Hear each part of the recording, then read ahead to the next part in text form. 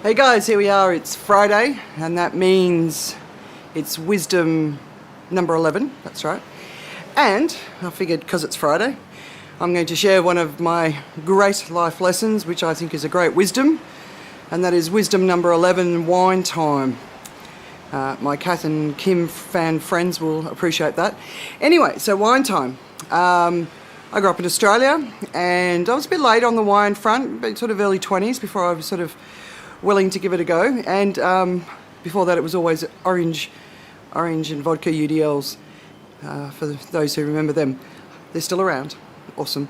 Anyway, so when I left Australia in 1995 and I moved to London, I could obviously always choose a decent bottle of Australian red, but I didn't know how to buy French, Portuguese, Spanish, Italian reds. They're in different languages, different grapes, and I was mightily confused. I was also running a lot of business meetings.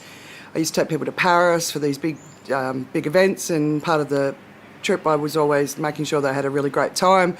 So fine dining, which I also wasn't very good at. Girl from the country, you know. But anyway, so what I used to do is I used to always get to the restaurants before everybody arrived, and I would talk to my waiter and say, you choose the wine, you choose the food, no menus please, and this is approximately the budget that I'm working with, which was usually fairly generous because the clients were paying for it, so everybody had a great time. But it also meant that I never sort of invested in the knowledge that was required to be able to buy a decent bottle of wine. It sounds like we've got some Friday night traffic building up. Anyway, yeah, so I didn't need to, and I wasn't particularly interested in becoming one of those people that knew a lot about wine. But at the time I was sharing a house with this lovely lady called Sally, who was a British school mum, and she was a wonderful lady. And one day I came back and I said, I'm so frustrated. I don't know how to buy wine here. The wine that was being sold in England at the time was the low-level wines that most Australians would avoid like the plague. For example, Jacob's Creek. Now, Jacob's Creek has improved since 1995, but at the time, if you turned up in an Australian's house with a bottle of Jacob's Creek, you're lucky if you didn't get a smack in the mouth. So it had that sort of a standing. But so I wasn't educated. I wasn't particularly interested in being educated, but I did know what I liked, and that was a nice, good, full-bodied red. Anyway, she said to me, okay, I will give you a tip, because she also, as an English person, was struggling with both language, grapes, and everything else. So her advice, and this is what I want to pass on as wisdom number 11, wine time. Never ever buy a bottle of white wine below 13, well, she said 12%, and I upgraded everything by a percent, but never buy a bottle of white wine below 13% alcohol content. And obviously everyone goes, oh, it's all about the alcohol. No, it's not all about the alcohol, but the higher alcohol content actually is reflective of higher quality wine. And for red wine, she said 13%, but I decided on 14%.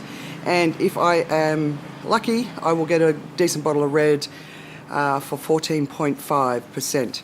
The other rule is never buy a wine younger than 4 years old.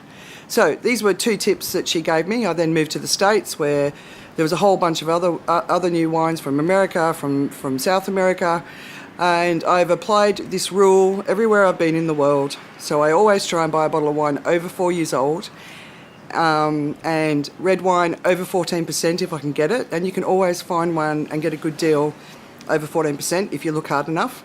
As you get older, you might need your glasses when you're in the wine shop, which I do.